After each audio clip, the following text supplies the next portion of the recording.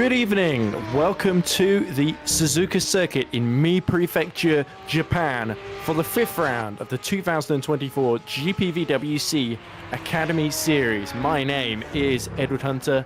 Alongside me in the commentary box is David Jundt, and on the broadcast is the man you may recognize from FS2 and previous winner, of course, in last time out in Cape Town. That's, of course, Joshua Dexter.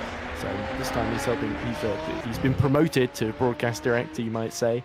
And we've got a field of 23 Academy drivers looking to put on a show at this historic circuit in the middle of Japan. So, David, 11 lap races in store. This is a real driver's circuit. Lots of high-speed flowing corners, but also some technical ones as well. And it's really we're going to see the best rise to the top and a lot of challenges, especially once we get to that reverse grid race. Yep, as I say, konnichiwa, minasan, because I need to put that in. I'm gonna go for languages every round, that's why. But as we've already seen for those that have seen FS2, a pretty challenging track, and I would say from my experience, it could be difficult to see some racing, or it's going to be a difficult one again, I would say, because depending on the setup, it's going to be difficult to pass here. At the same time, you need some top speed on the straights here, like front stretch or into 130R, but you also need some wings and some good handling up the hill through the S's, Stegner 1 and 2. So it would be interesting to see who can balance his car the best here. Yeah, it always is a bit of a gamble, because whilst you do want to be really quick in qualifying through a lot of these corners that require lots of downforce, especially the S's that we see Dylan McKenna just negotiating there, but there's also the hairpin spoon can be quite challenging as well, but you also don't want to be a sitting duck down the straights, especially when you get to the reverse grid race, where a lot of the top runners will need to make moves. It tends to be that you see a lot of not unfancy, but some of the drivers that finish just sneak into the top 15. They're able to defend positions quite well on reverse grid. Caroline Harvig last year comes to mind, where she was in 5th for quite a lot of the race before being, I think somebody bumped into the back of her. But hopefully we won't see a repeat of that this time. As we look at Kuritz, of course, Kaspar having recently moved up to the GPV Academy team in FS2. Impressed last time out in South Africa, of course, at Kyalami. I think I said Cape Town earlier. I'm sorry, I'm thinking of the Formula E circuit for some reason. But it was, of course, the historic Kyalami circuit, and Kuritz won the first race and was narrowly beaten by Joshua Dexter by about a second in the end. As we see Kuritz cross the line to a 1:46.8, and that is the benchmark time then. So we'll have to see. Domenico Scarpelli sets the time 1.2 seconds off it, and everyone else slotting in behind in the 1:48s, 1:49s, 1:50s. So Kuritz has got quite a comfortable lead then on those first couple of rounds. Kuritz, by the way, is doing a really good job following his form in his FS2 run for the Academy, which I've seen from very close on. But this is a very competitive time, and Scarpelli, not really slow himself either, is quite a bit far away. But I'm gonna see if the track warms up a bit more, get more grippy, and then we'll see if some of the other guys also gonna close in. As I think I've just seen Ben Skinner, a new face, coming up to 2nd place. Yeah, I actually was just saying before, I went to school with a guy called Ben Skinner. I'm not sure if it's the same Ben, but I'm sure it's just coincidence. Quite a common name, last name Skinner, like Seymour Skinner from The Simpsons as well. Well-known TV cartoon. But anyway, Skinner's time 7/10 off of Kuritz's pace. So, but he is at 3/10 ahead of Kurt Rotyard, who just slots into 3rd ahead of Scarpelli by 86 hundredths of a second there. We run aboard with British driver Matthew Maple, of course. Who, I remember after Australia, Matthew Maple said, "Oh, I had a terrible race. Thanks for being so kind to me." I think I really did point out a couple of mistakes that Maple made, but I was quite lenient, and I think that's probably a good policy to have here in Academy, because these drivers, even the ones that come back after a long time away, or they've proven themselves elsewhere in other simulators or elsewhere in R-Factor 2, it's always you always got to give them a bit of chance to grow, and that's what the Academy Series is really Therefore, it is very much the entry level, the 5th of 4 tiers. Hence, no championship points, as we see Matthew Maple set the 10th fastest time, 1:49.5 there. So 2.9 as we see Rotyard losing at the back end through Spoon, which puts him into the runoff area there and facing very much at a very convex angle. So yeah, Spoon could be a tricky corner as we see Dylan McKenna start another lap. I like myself some modesty and looking at yourself, at your own errors, and then trying to improve on them. And to be honest, compared to some driving, I think he's been kind of alright, and I like his approach. So he's doing well with that. As we're looking McKenna going up the very challenging S's, very difficult on the slight oversteer there. Coming into the car, difficult. You need some rotation here, but at the same time you don't want to go too far outside and then get on the grass. Nice move here, Degner, not too wide, don't do a me in FS2, but he's keeping it very tight. Oh, no, yeah, wow, he's keeping it in one piece, but yeah, that's what tough at the exit. Lap time though, isn't it? It's like so the Perez or Leclerc line. Yeah, but he was the soaring away at the wheel there to try and save that one. As we see Janice Pano set the 9th fastest time there, just behind Caroline Harvick, who, while 2 seconds off the pace, Harvick has actually set a very, very competitive lap time there. Still a couple of big hitters like Aaron Curtis and Eric Kamedi yet to set times, of course. But there is Caroline, and of course, as I said, she did a really good job here, actually, last time we were here in 2023, and feels like a driver that just little by little building up. She, of course, made her FS2 debut at the very, very last minute in Saudi Arabia, filling in for Fahid Ahmed, and finished in 21st position with, I think, about 20 minutes of practice while race 1 was going on. So she did a really, really good job there. And it's great to see Caroline Harvick as we cut to Ben Skinner, who's gone purple in the first sector. So Kuritz might not have things as sewn up as he might have initially believed there. See Aaron Curtis goes 6th fastest. There we go. So he's got a time on the board in that Silver Academy car, 1:48.5. So it's 1.7 seconds off pole and 4 tenths behind Massey Sandak in 5th. I think Curtis just earlier said this because that he accidentally shot off our factor too when he didn't want to go out. So sorry mentioning this, Aaron, but that's just thought of your name, so I gotta put it here. But yeah, Skinner on a decent lap so far. Maybe a bit unsettled on the first curve, but still looks very nice. Very tight to the barrier. Let's see, can he do it? Nope. Still like 4.5 tenths away, but he gained 3 tenths on that lap though. It was middle sector he was very good actually. As we see Kuritz actually go even faster, put the gap right back up to 7 tenths to Ben Skinner as it was before, with a 1:46.5. So Kuritz by far the fastest driver on track at the moment, and this is looking pretty ominous going into race 1. It reminds me of Joe Gillette here last year, where he got on pole by big margin and just dominated from the front. But we'll be interested to see Kuritz if he can repeat the feat he did in Kyalami, going from 15th all the way up to 2nd in race 2. As we look at Rotyard, who himself also moved up to FS2, although he's been a little bit overshadowed by his fellow Estonian Kuritz recently, hasn't he? But he did have a few good fights with him early in the season at Istanbul. He's got a couple of podiums to his name. So Rotyard having a good academy season, and looking just to sneak into the top 3 here because Domenico Scarpelli has jumped 2 tenths ahead of him. Both of them looking really good. Like by time, there we go. Oh, third, nice. And only just behind Ben Skinner as well by a 600ths of a second. 5.5 minutes to go then in the session, and Kuritz beats Skinner, Rotyard, Scarpelli, Sandak, Curtis, Johnson, Maple, Berg, and Harvick. That's your top 10 at the moment. As you said, it's a very driver skillful track. Like it's very important for this track to be good.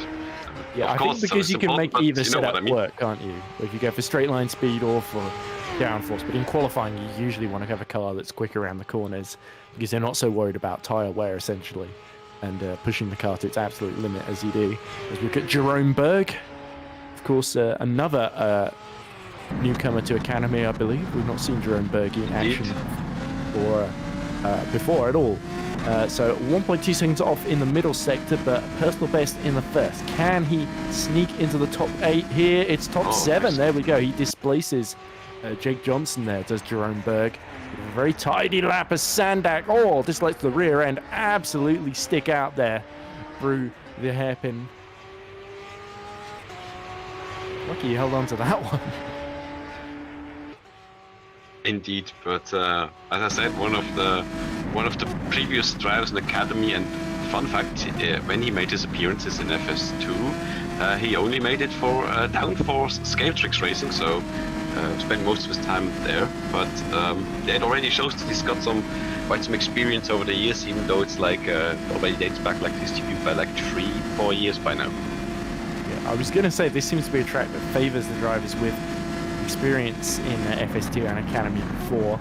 But we have Kuritz, who I think didn't do too many races before this season on pole, and Ben Skinner, who hasn't driven at all before in second. So I guess experience, when you've got talent, it can outshine experience. As we see Sandak going a little bit faster, but still 3/10 away from Domenico Scarpelli in 4th then.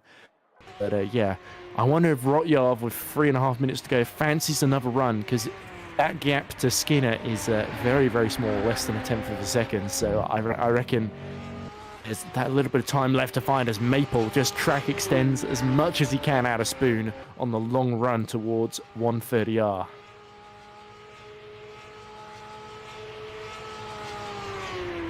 There's a lot of sparks coming from the car, I was gonna say, yeah. I'm a bit surprised. I thought like it seems a bit excessive.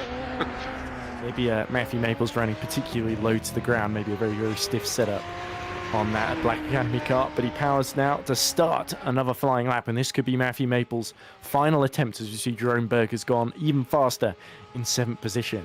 So Maple, look how tight it is between Berg, Johnson, Maple, Harvick, all within about the same 1/10 of a second apart from one another. I've nearly taken a blanket, but maybe it's not exactly that tight, but it's very close in the around the lower top 10. But as we see, there's 2 seconds to the front, which again just tells us how difficult it is to get a good lap in here. But I would also say even the high wings are not always that effective, because I've seen a bit of the kind of a counter thing coming through in the FS2 race, but that might just be my impression, as Maple is having a green sector here in his lap time now. Maple's car looks a little bit understeery, especially through some of the higher speed stuff, as you see Pano set the 12th fastest lap then, so everyone apart from Fernandez has got a lap on the board then. So I think Hal Fernandez joining in 24th position might have come in just a bit too late to set a lap time, because he's running out of time to set one as we go into the final 90 seconds of the session. Maple, let's see what his time is through sector 2 as he just gets, again, track extended a little bit through the exit of Spoon. The timing beam is going to be just up here before we reach 130R. Sector 2, and then it's just the 130R, and it's again up, but 9/10 down on the fastest time then. So Maple is looking good for 7th here. Did a good entry, slightly past it, a lot of went long on the brake pedal into the Casio triangle, didn't he? And that's going to compromise his exit all the way downhill. But it's still good enough to displace Aaron Curtis for 6th position. So very, very tidy lap from Matthew Maple, MM as we sometimes call him, not to be confused with millimeters, of course. Here's another MM, Mano Manikandan. He is in 11th position at the moment, but he's up in the first sector. But has he lost a load of time in the middle? He might have time for one more run, David, but it's looking a bit tight for Manikandan to get into the top 10. Yeah, now this lap needs to count, because this one seems like a bit of a write-off at the end. Let's see. Yeah, and Eric Kamady has just stolen that 11th place off him. So Kamady just 0.063 behind Caroline Harving, and Kamady is technically a part of Hunter Birch simulation. So he's effectively a teammate to Harvick as far as Academy goes. Is that another good lap by Pano to get into the top 10 to knock Caroline Harvick out of the top 10 as Manikandan track extends, understeers off track through the exit of the S's there and into Dunlop. So I think that's it for Manikandan as we look at Jake Johnson. He's also coming to a halt. So is there anybody going quicker out there, David? I think we might have seen the best of the lap times here. Depends on Burke here, but he also seems to be slightly down a bit slow than his lap time. So, yeah, most have stopped their laps by now. Maybe anyone still, but let's see. Yeah, I think Samuel Slavev might have got. Oh, Caroline Harvick responds with a 148.7 to sneak ahead of Pano by 7 thousandths of a second. Great effort from Caroline Harvick. And that's definitely her best qualifying in Academy so far. And at a circuit that really seems to suit her. Great to see Caroline Harvick really delivering. And as we look at Slavyev, he is 1.4 seconds and off of his own best as well in the first sector then. So it's going to have to be something pretty tidy, pretty special then. With just him sopping him. Jurgens goes 19th fastest with 150.3. So Jurgens getting a tidy lap then at the end to climb a few places ahead of Belloni and Smith. Slavyev, it's all down to him then. So can he put in a last gasp improvement? He did set a 149.6 last time around. He is personally best up in the second sector. Just cutting a little bit of grass there. It's going to be 15th then. So that is reverse grid pole if he can stay there at the end of the next 11 laps. We're not going too far ahead, otherwise we're gonna curse somebody again. But nice, we see another racer from Bulgaria then with him, and I think Jurgens is from Latvia, which will be pleasing Mr. Christos Vilo. Of course, yes. I'm sure Mr. Christos Vilo watches interestingly to see who he's going to be facing in the next couple of years as these graduates all inevitably find their way into FS2 and FS1. But Kasper Kuritz then, a pole position by 7/10 of a second. Fantastic lap from the Estonian, 146.540. And it is Ben Skinner in his first appearance on the front row, along with Kurt Rotyov, Domenico Scarpelli.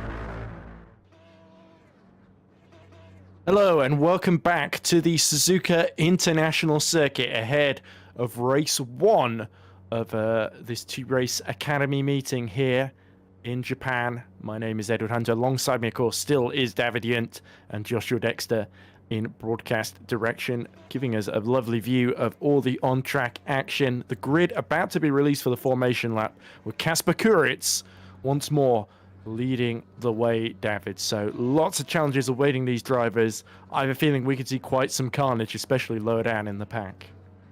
Yeah, that's what I've been looking out for, like, as I said before, the lower top 10, because they were all very close together, so they could also be very close to get into the first 10.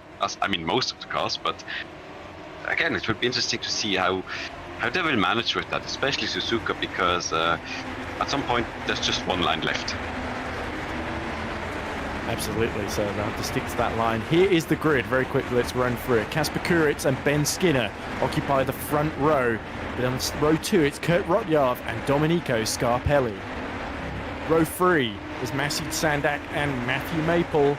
And row 4 is Aaron Curtis and Jerome Burke. Row 5 is occupied by Jake Johnson and, for the first time, Caroline Harvig with her best qualifying the season so far. Janice Pano and Eric Kamadi occupy row 6. Row 7 is headed by Mano Manikandin, followed by Dylan McKenna. Row 8, Samuel Slaviev and Martin Reitberg. Then row 9, Juho Soppinen and Carl McManus. Row 10 is headed by Adrian Jurgens and Massimo Belloni. Row 11, Louis Smith and Uri Griga. He's missaid as Uri Griggs there, misspelled that for some reason. And it's Paolo Bonacera and Hal Fernandez in 23rd and 24th. Bringing up the rear of the field will be latecomer Lionel Rahim.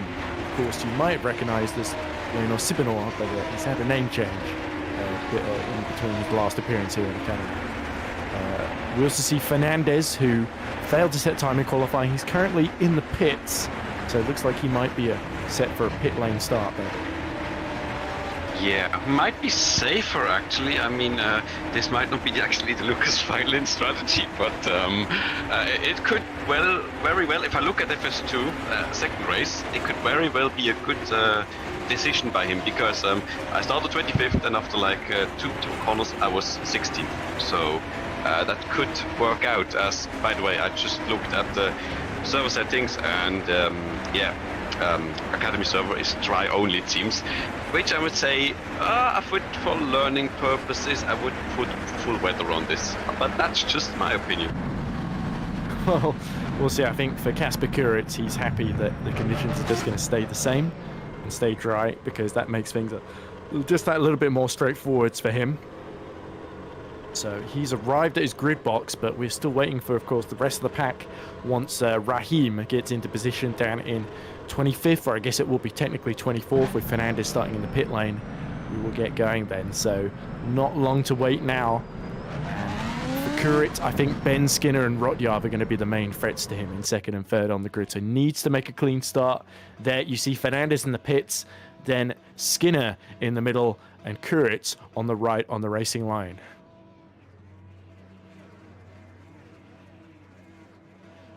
So, as we wait for the lights to turn on, Kuritz and Skinner occupying that front row. Skinner in the green car, Kuritz in the red car, and it's the red lights that come on now to signal the start of this Japanese Grand Prix in Academy. Off they go, and the pack is released on the run into turn 1, and they all scatter. But it is Kuritz that has made a clean break, and now Rotjarv going around the outside of Ben Skinner through turn 1. Is he going to be able to pull that one off? They're still side by side as they go uphill and into the S's. There are 3 black cars in a row. Good luck telling any of those apart from one another. It looks like not been a good start for Caroline Harvig, who's dropped down to 14th position from 10th on the grid, which of course permits Janice Pano into the top 10. But the top 7 pretty much unchanged, but Matthew Maple has just lost the position to Jake Johnson. Look, there they are, side by side. Oh, and a little bit of contact there. Hard to tell which of the Academy cars it was, of course, but it was one of the green ones. I believe that was Kamadi, of course. So he just got pushed out wide by Pano as one of the yellow Academy cars spins in the background. It looks like Bologna getting it all wrong at Degner 2. Still quite well. Still behaved, looked not too bad. Most survived so far, so see. Yeah, I think Ben Skinner, a little bit of inexperience showing there because he sort of bogged down on the run into turn 1, and that allowed Rotyard to go clean around the outside of it. But he did well not to tangle with the Estonian. So now it's Kuritz, Rotyard, Skinner, Scarpelli, Sandak, Curtis, Johnson, Berg, Maple, Pano. That's your top 10 as we look at Slavev just getting in the slipstream of Dylan McKenna in front of him, and that's Caroline Harvig just behind as well, holding off Juho Soppinen. Look at this, Jake Johnson now starting to fight with Berg. So these are 3 black cars in a row. Well, actually, Berg is technically dark blue, of course, but it's a very similar color. Berg, Johnson, Maple, all in very, very dark liveries, of course. And it's a little bit cloudy there, but of course, conditions showing as sunny on track. 41-degree temperature, 16 degrees ambient temperature, as that looks like. Is that Harvig defending? No, it's Kamedi going up the inside of Slavev, Dylan McKenna, sorry. Dylan McKenna goes a little bit wide in the purple cars. Oh, somebody went off at turn 1 in the background there, Deb. That must be Uri Grieger. I think it's Mandy Kanda that's just dropping down because Grieger just gained his position. That's right, sorry. It was Mandy in the silver car.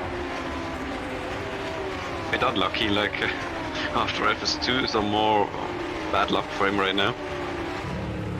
He just cannot seem to get much of a break here in Academy. Good pace from the Indian driver though, but just not been able to get things to go his own way. But still, he hasn't lost too much time. Still in the top 20, still quite a few laps left in the race, so he could potentially fight back into that reverse grid pole position. Currently occupied by Soppinen, but look at this. Jake Johnson under attack now from, that must be Jerome Berg, trying to go back up the inside of him through, that's 200R, of course, going into Spoon Corner. So good defensive driving from Berg there as Jake Johnson really starting to put the pressure on, and he's dragging Maple and Janice Pano with him.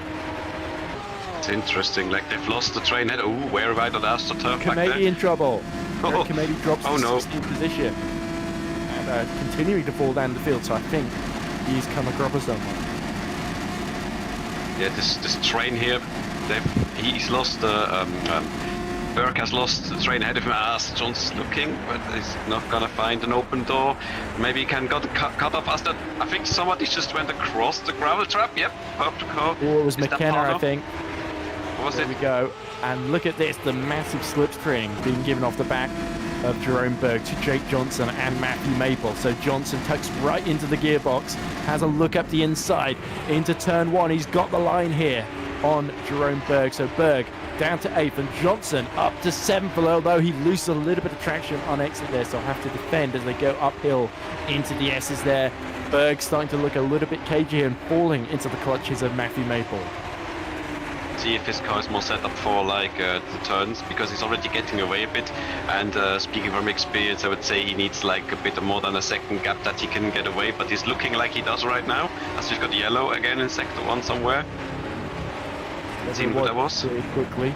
Oh, Manakant missed it. Oh, he's dropping again. Oh, and Maple loses it! Oh, no. It's Kamedi facing the wrong way, going uphill through a Dunlop there, but yeah, Matthew Maple having a huge moment there, and that has allowed him to be under attack now from Dylan McKenna, is it, and Slavev, who actually I think cut across the chicane there, and is now fighting with Caroline Harvig for 11th position then, as we see Manikandan has retired from the race then, so that's a big shame for him. Yeah, probably has not been enjoying Suzuka very much, even though it's a lot of people favorite it, but yeah, it's not been well for him today. Nope, but plenty of time to fall. I think as soon as you get a good result in the circuit, it tends to change how you feel about it. But yeah. Anyway, up front, by the way, Rotyard is 1.7 seconds behind Kuritz, who's continuing to set fastest laps of the race and pull away. Ben Skinner is 7/10 behind Rotyard. So that is your top 3 battle as well. Look at that. So Slavev is just absolutely hanging the rear tyres out. I'm surprised that car is still pointing in a straight line, the way it's constantly sideways, but this is going to compromise his run. Can Caroline Harvig capitalize and get back into the top 11 here? She's having a little think about a move into turn 1. That's a long way back, David, and sensibly she backs out of that. it's difficult here, and if you overshoot and the other guys on or the other drivers on the outside, you're just running the risk of just bowling each other off the track, and you kind of want to, of course, prevent from that from happening. Yeah, Harvick didn't have a great start, but with all the chaos, she's kept her nose clean, as in the front nose of the car, quite literally, to get back up into 12th position. So Harvick, if she can finish in the top 10 here, that will be just a place off. 9th was her best result in Academy so far, and that was at race 2 at Suzuka last season. As somebody dips a wheel, several wheels into the gravel. Free place for Harvick then. So Matthew Maple gets Degner 2 wrong for the 2nd lap in a row, and this time he gets it very wrong indeed, and loses 4 or 5 positions there. Too bad. He did a better recovery than me, but yeah, now he's dropping out of the top 10. Yeah, the car's still one piece, for sure. Yeah, that's very important. Don't, you know, if you go off there, you better don't want to reverse out of it. Yeah. Another yellow flag. They're getting very close to the back of McKenna. Oh no, Maple again. No. Oh, Matthew Maple, he's starting to overdrive, isn't he? He's starting to panic and sort of just trying to make too many crazy risks to sort of make up the ground he's lost, isn't he? And he ends up making another mistake, losing even more. We can see Fernandez has made another pit stop. Having started in the pits, he's gone back there at the end of lap 4, and this put him a long way down on the rest of the order. It maybe he could have been involved in the Money Condon. I'm not sure who else. Brahim Bonacera may be involved. Manikanen was way ahead, unless he collected Manikanen after he crashed. That could be it. I'm just guessing. But yeah, for Maple, Maple loses it for turn 1, and now Caroline Harvick has a great opportunity. Somebody else has spun ahead of them in the Black Academy car. Oh, yeah, I think that might be Fernandez. Because I don't see anybody dropping right now. Yeah, it's Fernandez who's already last in the order on fresh tyres, spinning it, coming out the pits. I didn't see him hit anybody, so I think he may have done that all on his own, Hal Fernandez. So no laps in qualifying, and he's having to do all the learning in the race. So let's hope he can get things together as we cut back to Sandak up in 5th position. Closing a little bit on Scarpelli. He was a 10th faster the previous lap. So Domenico, of course, has been on the podium, yet to win, of course, in Academy. And he, of course, is running the Apex GP team in FS2 that's currently leading that championship doing really well as a team manager. And I know he's kicking my proverbial backside quite consistently. Although, to be fair, Joe Gillette has been a few points here and there, and he's finally got full speed back, so hopefully he'll do a bit better. And Ed Armand is at least doing races now rather than struggling with computer problems. But yeah, Latin and Paris have just been absolutely flying in recent history, and Scarpelli seems to be carrying through that form in Academy. Looks like the yellow in S3 was caused by Belloni. He's also now in the pits. Yeah, might be a new front wing put onto that yellow Academy car as well. Yeah, this is all benefited Bonacera, who was, remember, 8.5 seconds off the pole time. But because with all the chaos, he's somehow been able to stay on the lead lap halfway through the race. So Hannah Bonacera getting some experience under his belt and putting it to good use here. So you look at Sandak continuing to just move around in the rear mirrors of Domenico Scarpelli. It looks like Ben Skinner has made a mistake because he's dropped 2.5 seconds off the back of Rotyard. So all of the top 4 quite spaced apart from one another, and the big battles coming behind. Here's Pano, who's looking good for a reverse grid. Currently, reverse grid pole held by Matthew Maple, who's recovered out the gravel trap. So I think Maple is now going to start to consolidate that position and focus on race 2 at this point, because the chance of a good result in race 1 is starting to fade away now, isn't it? Yeah, he just needs to calm a bit down and maybe look after his tires, because I guess after the first spin he probably had some, overheated tires, and maybe that helped with another one. So yeah, if he's just calming it down, taking it a bit easier, I'm sure he should be able to keep it, as Pano is getting a bit more closer here to the back end of Martin Rydberg. Yeah, so Rydberg then having to hold on with the road through 200R, start to get defensive as they come towards Spoon. Yeah, there we go. Just pulling out and returning to the racing line. So this means still gets a decent exit. Here's Pano, sets himself up. That's a little wide from Rydberg, but he's just about able to hold on to that line there. So Pano actually being a bit conservative there. It does seem like, if I look compare them. I know that I start quite a bit in with these cars, but it looks like Paolo really has more of a low wing setting than high wings, because you could see how massively he gains back on the straights and any straight, but in the turns he's kind of dropping back away from him again. Oh, and there we go. So Sandak almost had to back out of that move there. So good defensive driving from Scarpelli to sort of hold the middle inside of the road into turn 1. Meanwhile, Caroline Harvick is still 4/10 behind Slavev and continuing to challenge Samuel Slavev. There's a lot of drivers with alliterative names, aren't there? Jake Johnson, Samuel Slavev, Mano Manikandan, Matthew Maple, Kasper Kuritz, of course. This seems unique to Academy this season. Now that you say it, I didn't notice before, but that's true. Interesting. I kind of like the ring of that. Alliterative season. It seems it's only a couple of others who have done Academy before that don't have the same letter starting their last name as their first name. But yes, Harvick now starting to get a little bit of a challenge from Soppinen behind, so Caroline might get a little bit of a hurry up here. Because Samuel Savalev has started to stabilise his pace and stop making quite so many mistakes. So there's less opportunities now for Harvick to get through. But of course, in the back of their minds, all of these people from 10th to 15th, so Slaviev, Harvick, Soppinen, Reitberg, Pano, Maple, they're all going to be thinking about reverse grid, where they'll all be starting in the top 5. So we see Eric Kamady have crashed out after a couple of mistakes earlier on. Caroline Harvick goes off track at Spoon, and she needs to be careful about her rejoin here, because Soppinen is not far behind, and Soppinen gets through. Caroline Harvick back down to P12 there. This AstroTurf on the outside and the curb on the outside of Spoon is a really difficult one. You want to go back into the turn because it keeps looping around. As well, it's a Spoon.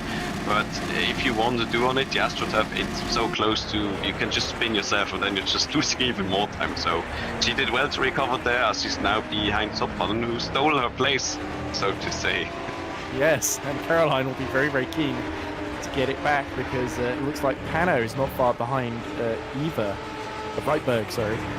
So Harvick then a little bit too far back to slipstream down the straight, but this is all drivers that, as we see, because Matthew Maple's made another mistake, because Louis Smith is holding that reverse grid pole position. If you look at Pano, so Louis Smith has been somehow been able to get through past Matthew Maple, and that puts him in potentially his first ever reverse grid pole. If you look at Jurgens, who's been held back by Louis Smith for a lot of this race, now fighting Matthew Maple as Grieger makes a big mistake in the background. Oh, seems like some tires are going off, and Maple's oversteer looks like maybe these spins or issues for him have cost him so much tire life that now he's running out of rear tires at the end. Yeah, look, he's spinning up a lot, and Jurgens is now looking to take the momentum and pass him here into take number 1. I don't think this is gonna work. No. But there's only really one line through take number 1, but wide. Wow. Wide goes Matthew Maple, and that allows Adrian Jurgens to get through into 16th now. Now Jurgens, he's got slightly better pace than Louis Smith, hasn't he, in this race? So potentially he could snatch that reverse grid pole off Louis Smith. Only another 3 laps to go as Kuritz continues to fly up front. He's got the gap to Rotjarv to 7 seconds now. So the two Estonians have really had the top 2 all to themselves in this race, as Reitberg now on the back of Caroline Harvick. Oh, tries to make a move up the inside into 130R, but Harvick holds firm, and Martin Reitberg has to back down and consider another opportunity later on, potentially. This is yellow in the first sector. Maybe slide off. Haven't seen anybody drop, but there's still a yellow. Maybe a lapped car, because I don't see it right now. Aaron Curtis, by the way, 6/10 behind Jake Johnson in the battle for 6th. That's probably one of the closest battles, apart from this Reitberg-Harvick fight for P12, of course. Must be Fernandez. He's dropping again behind Rahim now. Yes, Rahim had just made a pit stop as well, so it's a lot of these drivers with a little bit less experience, making a lot of mistakes that's costing them a ton of time, and having to get themselves under control and hope that they, with a bit more experience under their belt, they can have better runs in race 2. Personal best laps for Jerome Berg and Slavev. So Slavev is really been impressive since he got into that 10th position. Is somebody on the inside, Digna 2, missing a front wing there. I'm surprised that that's Fernandez. I'm looking at the timing as I hope nothing happened between Raheem Fernandez and Kumade, because I think one DNF'd at one point and the other guys are... retired a while ago, didn't he? Yeah, true, but oh man, I saw somebody, and I saw the names crossed, and it looks like maybe they have stumbled over each other, because it seemed weird that they were so close to each other and keep swapping it again. So, hope nothing bad happened there. Yeah, but we're starting the penultimate lap now, so Kurit's continuing to stretch his legs, but you see Sandak still held at bay by Domenico Scarpelli, so he will have to be very, very creative here to find a way through. The Italian just has got a little bit of margin as they go into turn one, so he can't dive because he's just way too far back. And if he wants to make the corner, but a mistake from Domenico Scarpelli, and that sacrifices fourth place to Maciej Sandak there. So late on, Scarpelli falters, and Sandak in that light blue Academy car is up to P4. Sandak displaying all his, well, previous experience here and having a very... He's always been very consistent, hasn't he? Yes. Sandak, if you look at McManus trying to get past Grieger, so these two have really had difficulties in this race. Oh, Curtis in trouble. Aaron Curtis dropping down the order. Oh dear, there he is. So he emerges in 12th, just behind Caroline Harvick and ahead of Reitberg there. So that will annoy Reitberg because he was all over the back of Harvick, and now he's got Curtis holding him up. He seems to have had a spin at the S's. It's like nobody really wants some top 10s here, or some... Yeah, Curtis was looking good for top 7 there, wasn't he? Yeah. Berg. He's going to continue his good form from last race. Yeah, definitely a big shame, but still race 2 to come. So he'll be right back in the mix, at least on the starting grid on that one. But Caroline Harvick sets a personal best lap, 150.3. And she now attempts to get back on terms with Soppinen for that top 10 position. Aaron Curtis has certainly got pace behind, so Caroline Harvick sort of in a Malcolm in the middle position here, which is not the most enviable one, as the sort of middle child of this 10th place battle. Cut back to Scarpelli, desperate to get revenge, sweet revenge, on Maciej Sandak and force him in turn into a mistake. Bit far away here, although as I said, slipstream is big. Yeah, final lap just starting here. Scarpelli we lost to, I forget who it was who got through. It was Kutka, wasn't it, who stole that reverse grid win from him here last year as somebody spun in front of them. Oh dear, that must be Fernandez in more difficulties as he goes 3 whole laps down, and Raheem enters the pits for a 3rd time.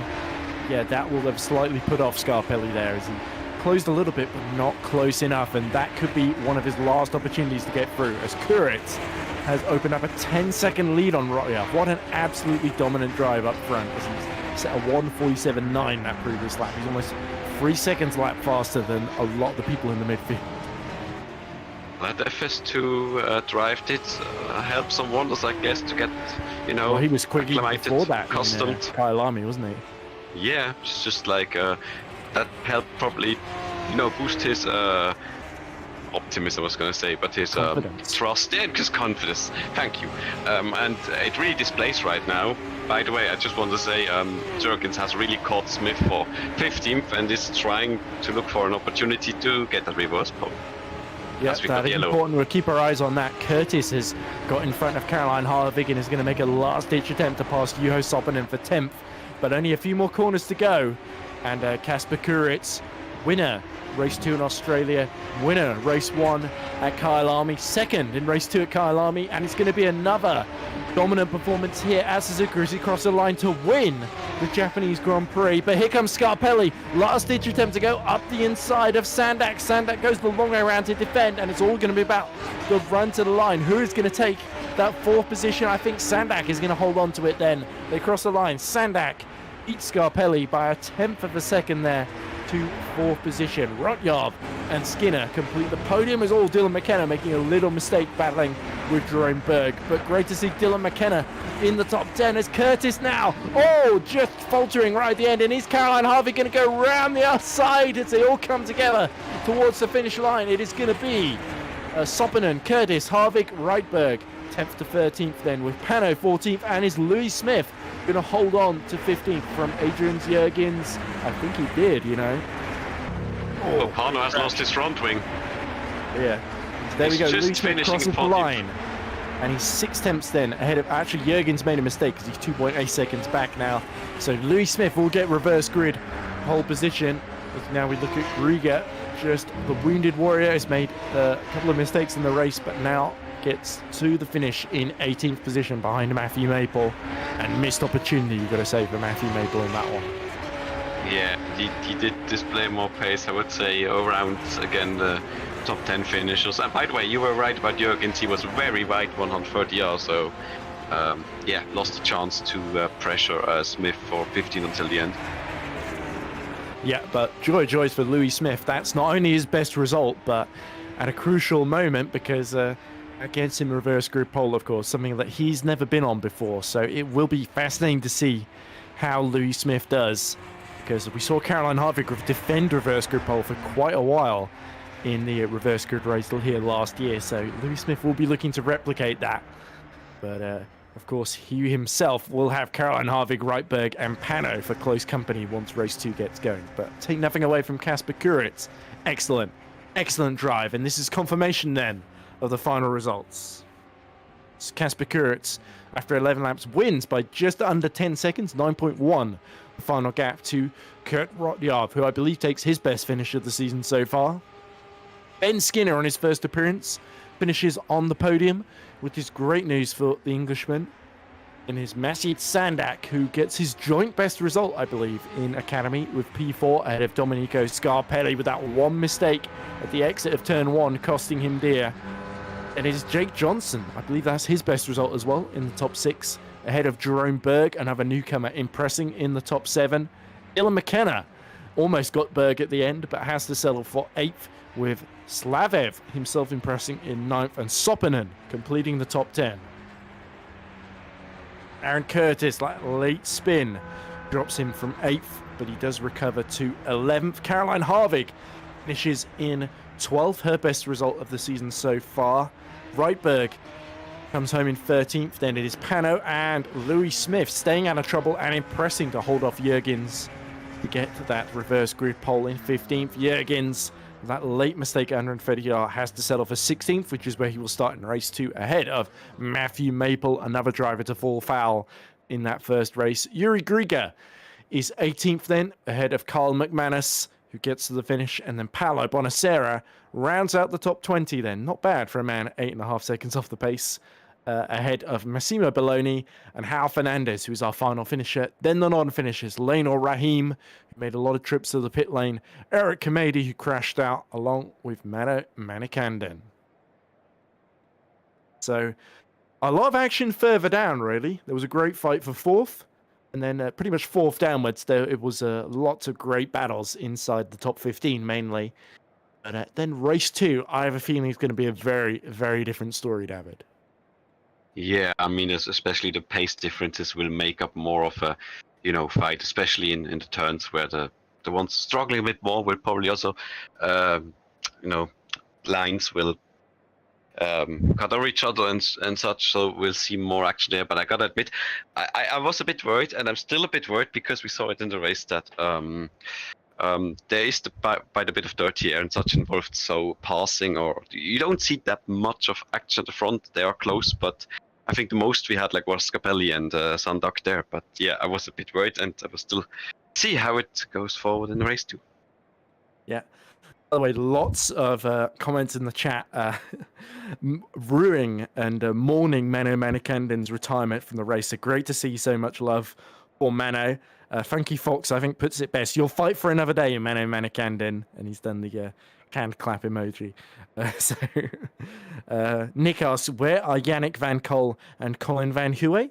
Well, they're not here, I can tell you that much. Yannick got a 3-round ban for what happened in Kyle Army. So, yeah, I think that explains that. So, we've still got about 10 minutes, or just under 10 minutes to go until race 2 begins. So, I think now's the time for a very, very quick commercial break. And we'll be back for race 2 with Louis Smith on pole position for the first time on the other side.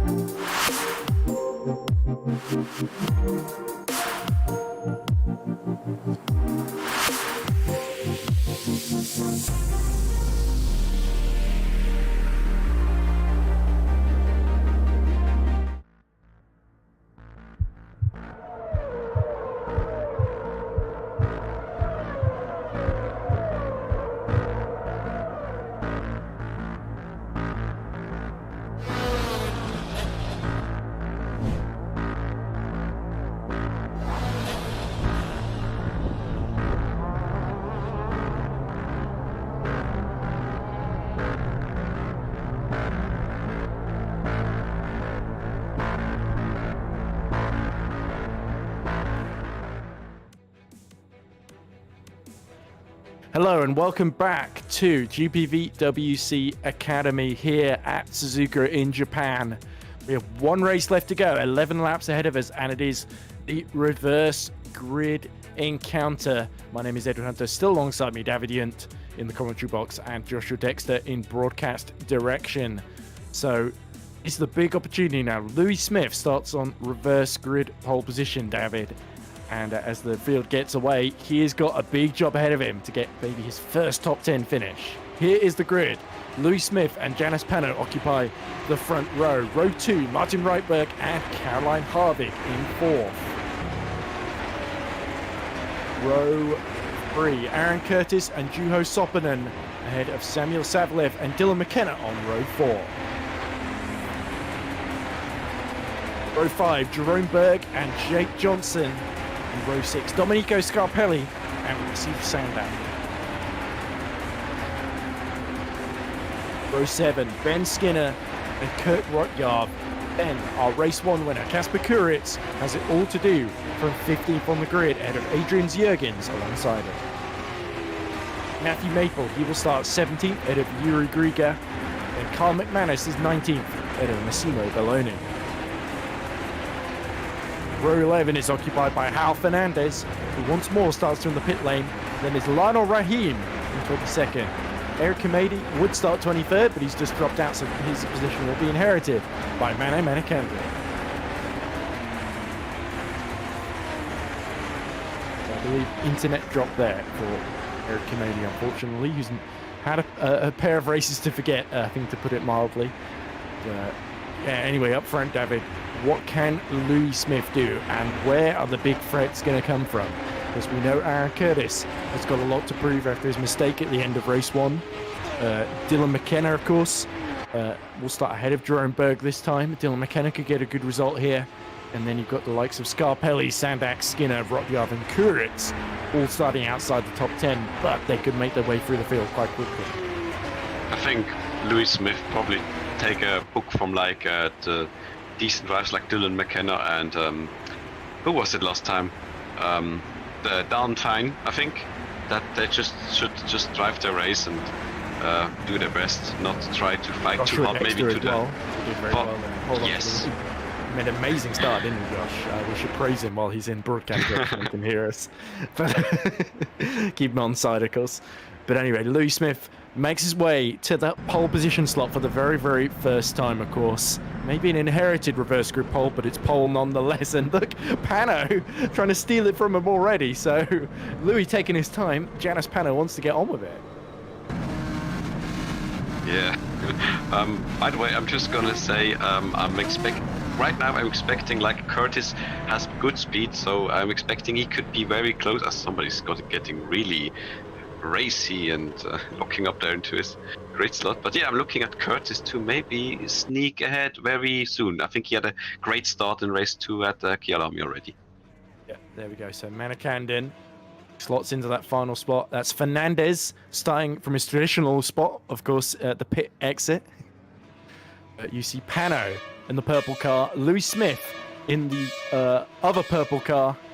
Here we go into turn 1. Who is going to make the best start? The lights go out.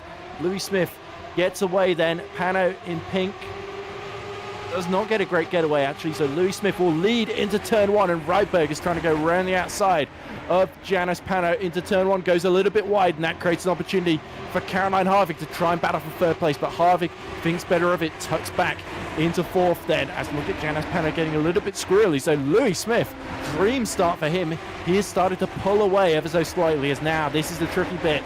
You see Jerome Berg under attack from Sandak and Skinner behind. So Ben Skinner keen to make ground here. Oh, pushing Rotyard wide there. So Ben Skinner up to 12th. Oh! Somebody side. Oh no! Off. So Oh, the red car just going completely off track there. I think that wasn't Kuritz, was it? Oh no. I think Kuritz is still 12th, but that could have been Sopan because he's Sopanen, yes. dropped top behind. Yeah, he's last now. Oh, and look at this. Saviev attacking Scarpelli for 7th. So Scarpelli from 11th has made a great getaway, gaining 4 positions to get into 7th position. Now that's Jake Johnson not far up the road ahead of him, of course. As we look just behind, that's behind Jerome Berg. That is Skinner making another move on Dylan McKenna then. But the top 10 at the present moment: Louis Smith, Janice Pano, Martin Rydberg, Aaron Curtis, Caroline Harvick, Jake Johnson, Scarpelli, Savev. Berg has just gone ahead of McKenna. Then it's Ben Skinner just behind him. So keep your eyes on this battle, because Skinner seems to be absolutely on fire in this reverse grid race, as is Scarpelli, to be honest. It's the big loser really is Sandak, still down in 14th, just behind Kuritz. And look at this, Kuritz makes another position up the inside of Kurt Rodyard there. Oh, Harvick with a mistake there. She's dropped to 8th now. Oh, At the chicane exit. it's not ideal for Caroline Harvick, but that would still be her best finish in Academy. She can hold on to that one. Louis Smith now having to defend from Pano. Pano goes clean up the inside of him. So the slipstream working, but Pano loses it. Oh, it clatters into the side of Louis Smith, and Pano is facing the wrong way at turn 1. Aaron Curtis slots up the inside and gets into the lead. Looks like Louis Smith has really been damaged by that contact. It's really hurt his confidence, if nothing else, because he's slowed to a crawl here. Oh! And that's Louis Smith tangling with Savlev. Oh dear. That looked avoidable to me. I think Louis Smith was trying to get out of the way, and Savlev, unfortunately, nowhere to go. That has really mixed things up, hasn't it, David? So Aaron Curtis now leads from Rydberg, Scarpelli up to 3rd, Johnson 4th, Harvick back up to 5th, Dylan McKenna 6th, Ben Skinner 7th. Oh no, Kuritz gets past Skinner there. Great move from Kuritz there out of nowhere up the inside on the run into the hairpin. Then it is Rodyard 9th and Berg in 10th now. Sorry, gotten a bit dejection. That was such a nice start for him, and it's all gone down here. Yeah, Sandak in 11th. Slavev has retired from the race then, so bitter disappointment for him as we look at Sandak now in 11th.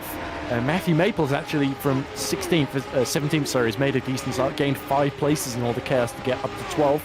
As we see Scarpelli setting a purple first sector, and Curtis setting a purple sector 2 then. So Aaron Curtis has been given the dream opportunity to get into the lead here, and is a second ahead of Rydberg there. So Aaron Curtis could potentially get a very good finish here if he can keep the faster cars behind. But Caroline Harvig has got her mirrors absolutely full of Casper Kuritz at the moment.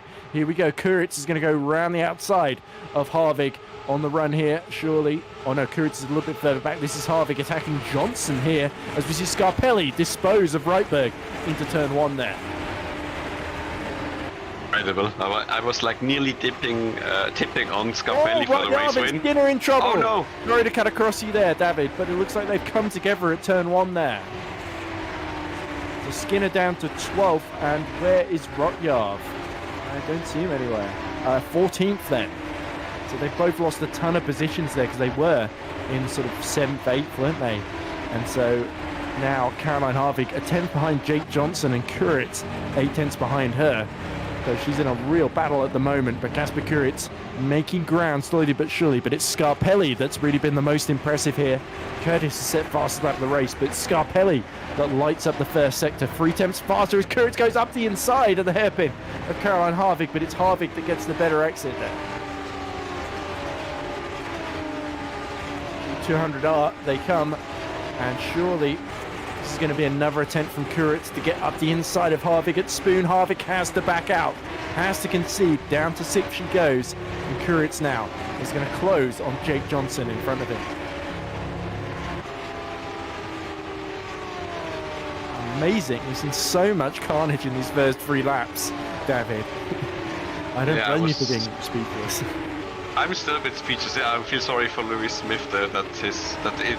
It seems to hurt him so much. I can really feel that from here, like how it affected him. Although you should try to keep going on, but of course, if you're under such pressure, then it's easy that you can feel down from it. As Pano is trying to recover here.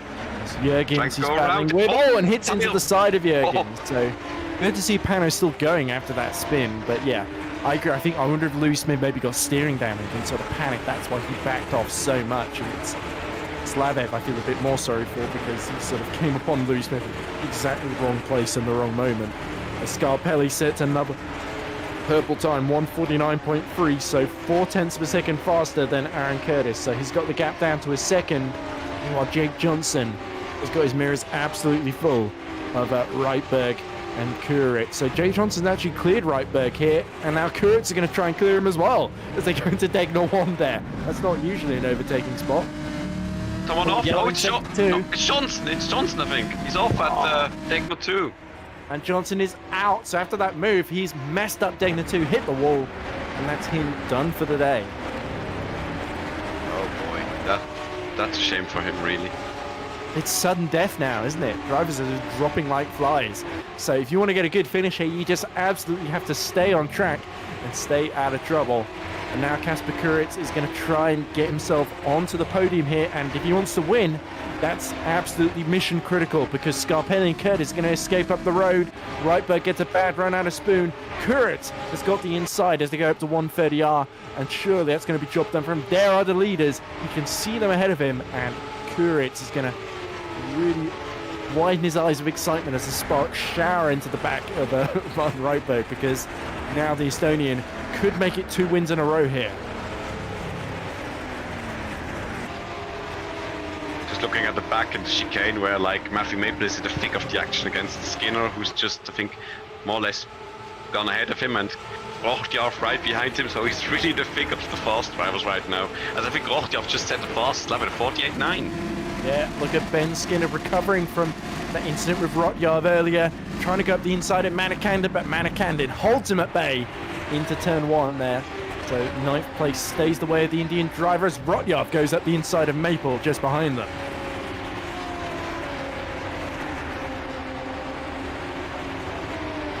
Ben Skinner could potentially get a good finish here, couldn't he? But Rotjarv, as you say, has got some impressive pace, could try and get revenge on Ben Skinner after that contact between the two. Kuritz very, very ominously sets a first sector 6/10 faster than Scarpelli and 9/10 faster than Curtis there. He's 2.8 seconds behind them, but he's absolutely flying out there. Majestic lap times from Kuritz here, as Reitberg has got Caroline Harvig and Dylan McKenna and Sandak for company. It's a great fight for 4th place going on. Scarpelli, though, surely he's got to clear Curtis pronto here, because if he doesn't, Kuritz is going to fly past both of them. Yeah, it's incredible, I gotta say. At other tracks it would be probably a bit tighter, or because of the nature of other tracks being a bit more, you know, Mickey Mousey or tight, but here he's really just shining. And look at this, Manikanen really holding up Ben Skinner for his spoon there. And this creates an opportunity for Rotjarv. And look at this, Scarpelli going for the lead round the outside at the Casio Triangle. But Aaron Curtis holds firm. He's never finished on the podium at Canopy before, as Caroline Harvick is up to 4th ahead of Reitberg there. So something happened back there. Reitberg actually gets back ahead of Caroline Harvick. So those two battling like rats in a sack. But look at this, the lead changing hands, and Scarpelli gets ahead of Curtis, but Curtis tries to hold on round the outside through turn 1 there. Brilliant defense from Aaron Curtis. He knows that Kuritz is coming. He knows he's so much quicker. 1:47.9 that previous lap. Purple sectors in every sector, but apart from the final one, of course, for Kasper Kuritz there. And he's well in the slipstream now. So it's a three-way fight for the lead with 5 laps to go, David. That was a very, very motivated. He was really with confidence going around and keeping P1. So strong going right now by him. But bad news for Caroline Harvick, because not only did Reitberg get back through, but Sandak and McKenna have mugged her as well. So she's back down to 7th then, which would still, again, be her best result in GPV Academy to date. She's got to hold on as best she can. But look at this, Kuritz now showing his intention. Scarpelli's not been able to get through, and this is going to really cost him here, because once Kuritz gets through, he's not going to look back, is he? No. I would have said, yeah, any other place, yeah, but here he's got so much more speed, like probably a second in him. Yeah, but the problem is, will Scarpelli and Curtis work together to try and keep him at bay here? Maybe create a big wall of cars, effectively. Look at this. Defensive again from Curtis into 130 yards. He's having to defend into so many corners because Scarpelli and Kuritz are so much quicker, aren't they, for a lot of these corners. But Scarpelli just cannot get through. And look at this, Kuritz getting a little unsettled in the slipstream of both of them through Casio Triangle. Oh, there's a gaggle going on at Dexter. Chicane, it is a spin, or Sandak is around, I think. Was it Reitberg? Reitberg and Sandak coming to grief, so that puts Harvick back up into 4th position. McKenna gets up to 6th now. But yes, Reitberg the big loser there, down to 11th behind Matthew Maple. As look at that, Fernandez going slowly out the pits. Oh, I've seen this before in FS2. Oh, no. And how Fernandez wisely pulls right to the inside and gets well away from the apex of turn 1 there. So very, very sensible from the Brazilian, I believe, no, Portuguese driver, I should say. Yep. Look at this, Kuritz then. Now Scarpelli's taken the lead from Curtis, so crucial move there, and that puts Kuritz now stuck behind Curtis. So Scarpelli doing exactly what he needs to do with 4 laps to go. If Scarpelli can pull a big enough gap, he might be able to hold on to this win here. But for Aaron Curtis, as good a defensive job as he's done, I think it's only a matter of time before Kasper finds a way through here. I mean, this just needs the bit of a lucky draw, like that. Kuritz cannot get through with his, you know, probably pull on the straights and then pull along or ahead, and Curtis with no mistakes, it could pay off. But yeah, Scarpelli will probably rely a bit on getting lucky here by getting help by Curtis, or just like try to pull him along so he's getting his slipstream. But Kuritz is already going for it. Yeah, Kasper Kuritz needs to get on with it. Only a handful of laps left. He cannot afford to let this one slip into the hands of Scarpelli. Up the inside into 130 and Aaron Curtis knew he was on the outside, knew he had to be patient. Is he going to break late into the Casio Triangle? No, thinks better of that one. And it looks like Aaron Curtis might have to settle for a first podium here.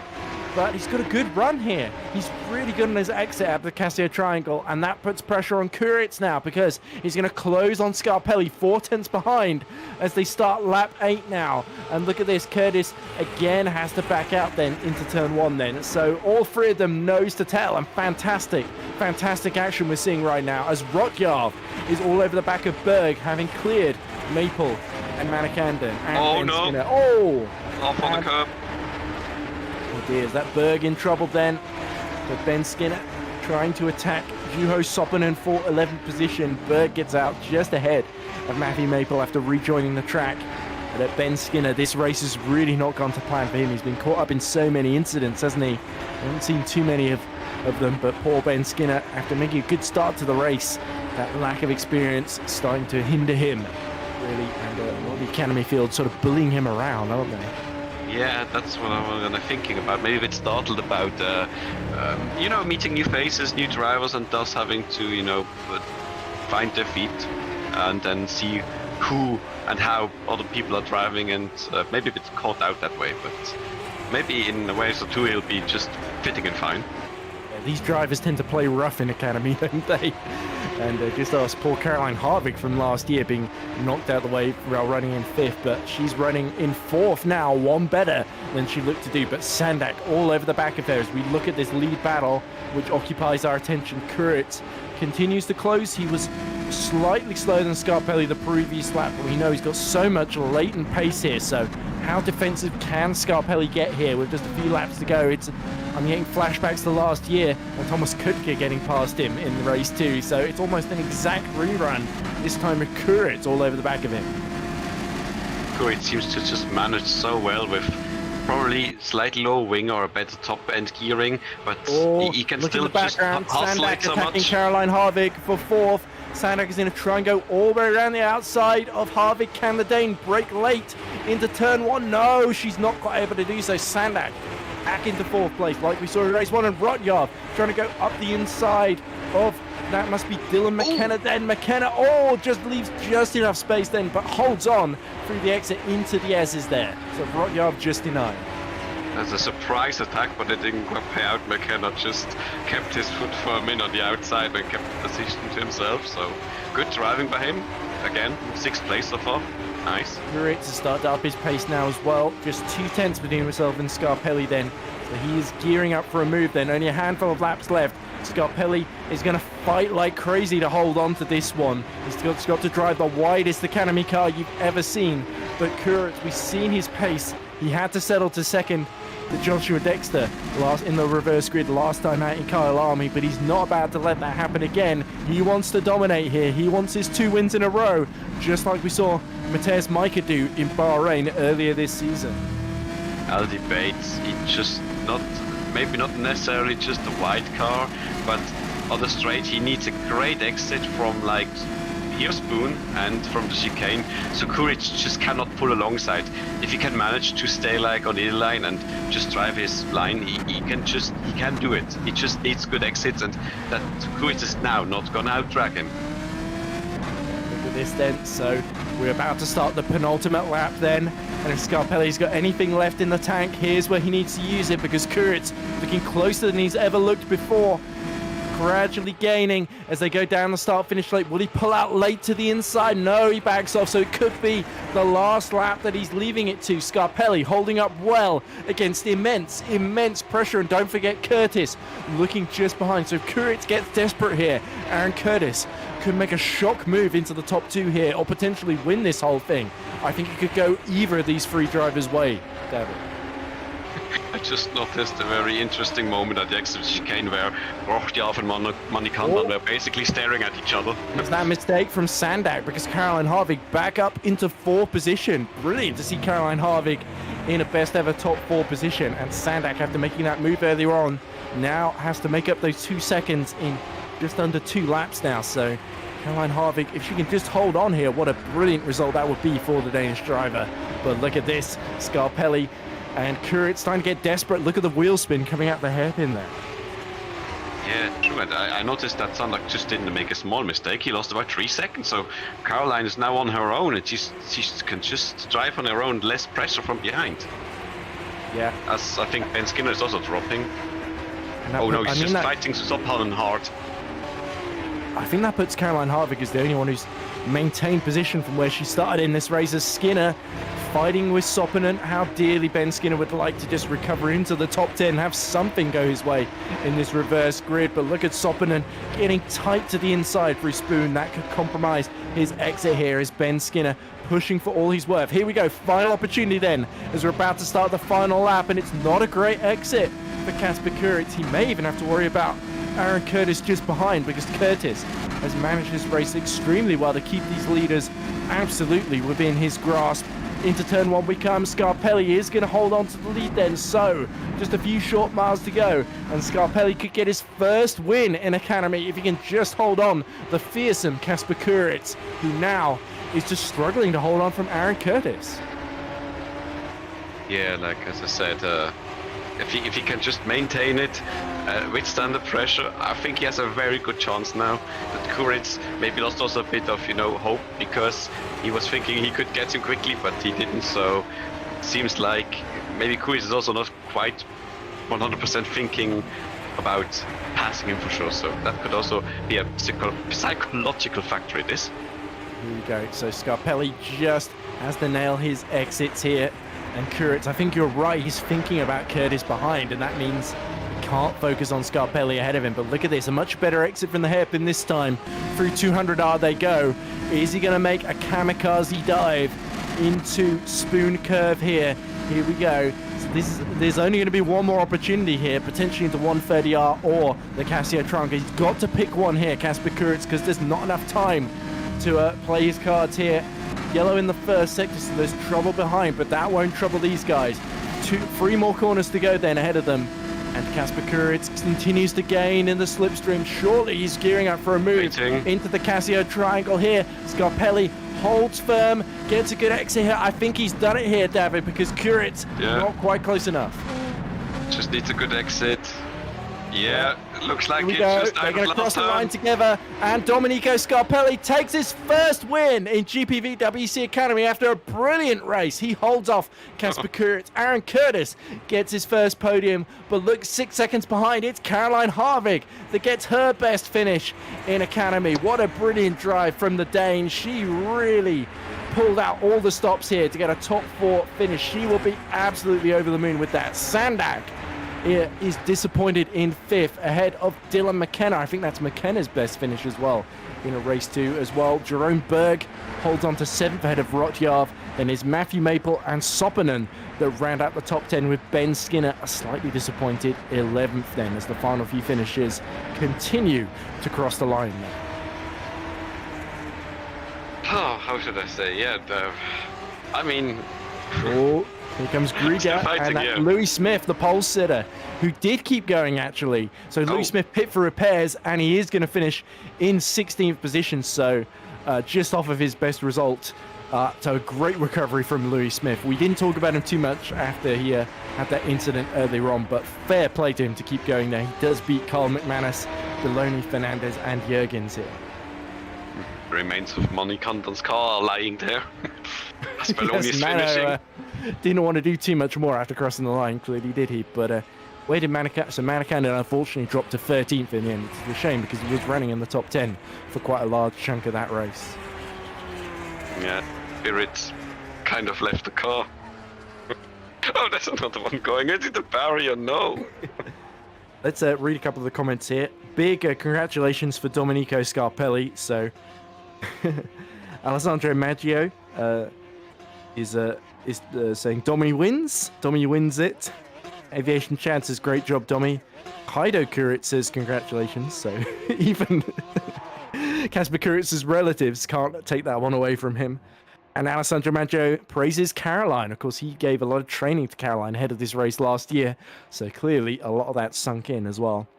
And Aviation Chance says deserved to both of them. What a race, says Zanini. And I think I have to agree with the Super Lights driver. So here we go. Confirmation of the final results. Domenico Scarpelli wins for the very first time in Academy, beating Kasper Kuritz, who has to settle for second for the second race 2 in a row. Aaron Curtis gets his first podium, but Caroline Harvig, one of the big stars, she gets her best result in 4th.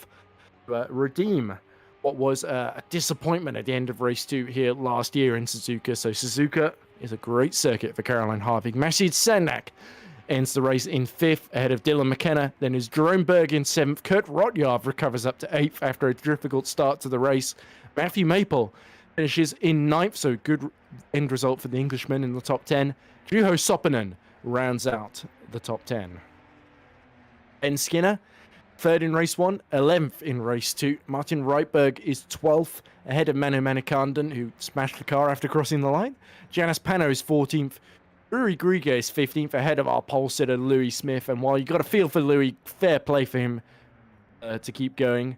And then it is Carl McManus in 17th, Massimo Belloni 18th, Hal Fernandez started from the pit lane. He's our final finisher in 19th. Then it is our non-finishers. Adrian Jurgens, sadly not seeing the checkered flag. Jake Johnson also being eliminated despite getting into the top 5, wasn't he, early on? Samuel Slavev, what could he have done if he had not made that contact with Louis Smith?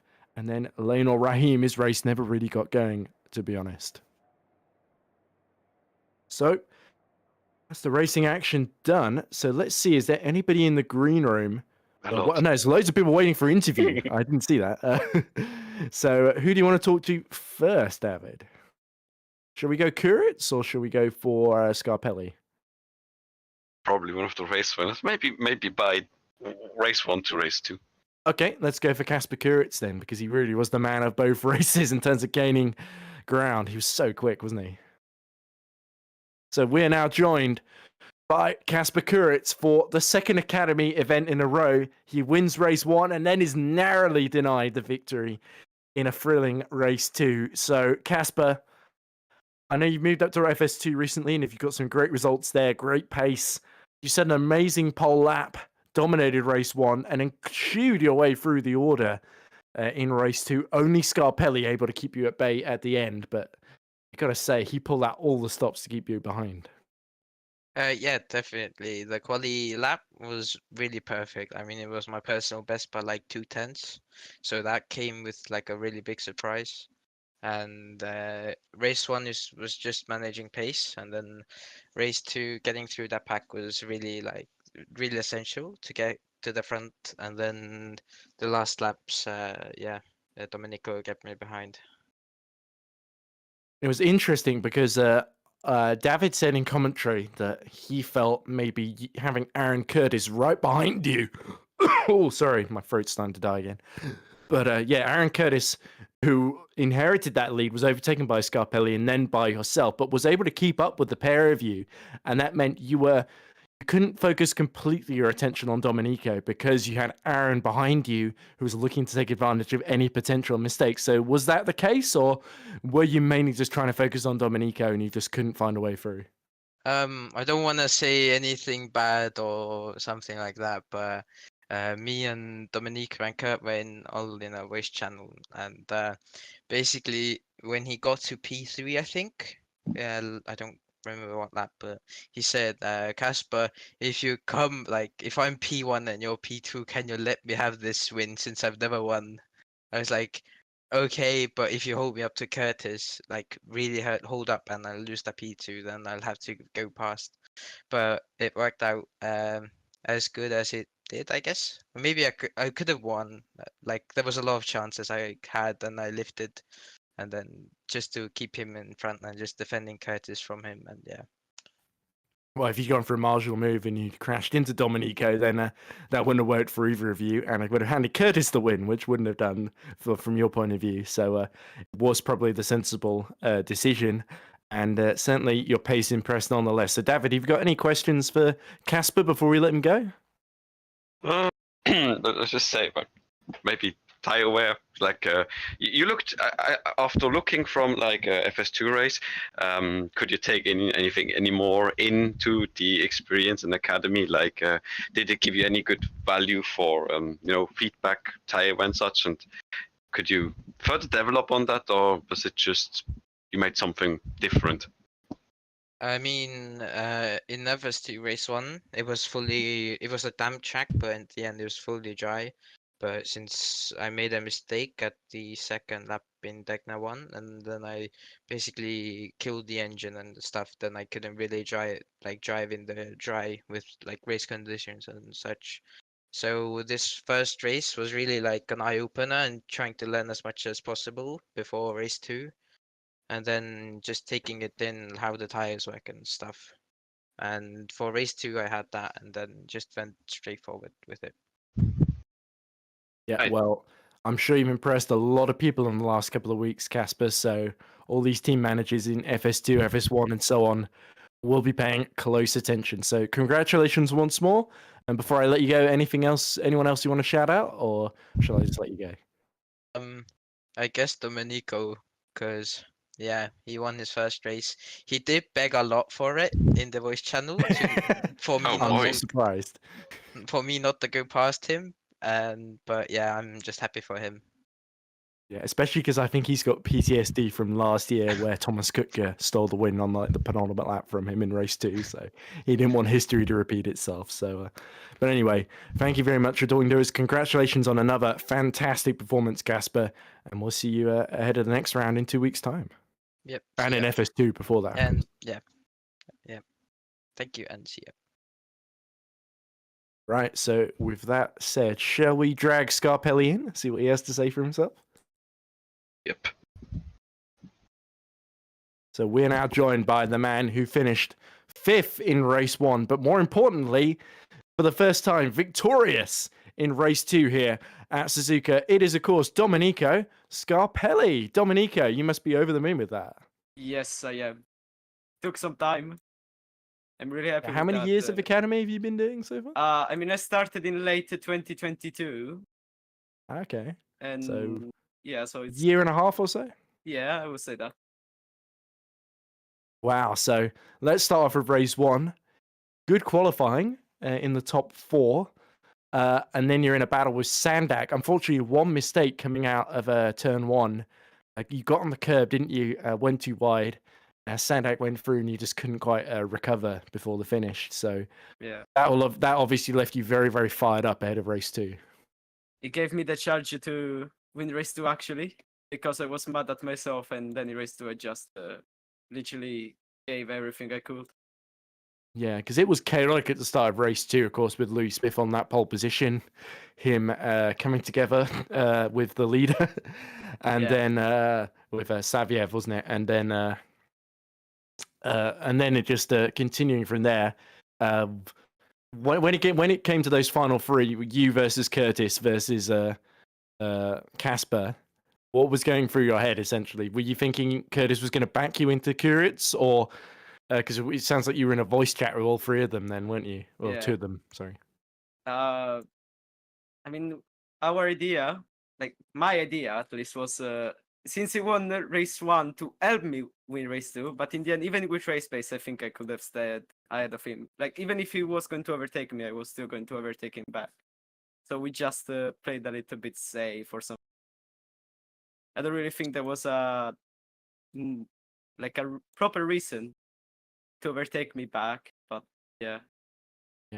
So We just played it arguably, together. from my point of view, is that move you made on Curtis with about 4 or 5 laps to go that really put you in a position to win that race, because once Casper was being held up behind, you were able to just build that little bit of a gap that you needed, and you were just able to maintain it, because there are a couple of times where Casper sort of thought about making it, but he wasn't quite close enough into turn 1. Sorry, that wasn't a question, was it? That was just a statement. I didn't know what But to anyway, say. were you getting PTSD flashbacks to Thomas Kutka passing you in race 2 here last year? Yes. Because obviously, I know you didn't want was. history to. I know how annoyed you were after that one when I was commentating on it. So That was, it's good to finally get the monkey off your back, isn't it? Yeah. Finally, an That was academy another winner. last lap move, basically. Because Yes, it was. he literally sent it in the last lap. Just passed me there. But Are you going to be lording this over your drivers for the rest of the week at Apex GP? yeah, probably, yeah. But anyway, I can finally say that Hunter Boat Simulation driver won, because you technically are emergency driver at the moment. So congrats, Domenico. And Thanks. well done. So I guess we're going to see you win a few more academy races before the season's over for sure. Now you've I got hope one so. off your back, the rest will come. I really look forward to Road America, because that's one of my best American tracks. Like, I really love that track. Ooh, It's I love it after too. Sebring and the Daytona, but Road America is a really cool track for me. And Right, well, we can't wait to see you in action there in about 2 weeks' time, I guess. So, David, any questions before we let Domenico go? I would just ask if, like, I mean, the 3 of them were with each other, but like, maybe could you take anything like from I mean, your Apex team in FS2, could you take anything like to use on the car for this?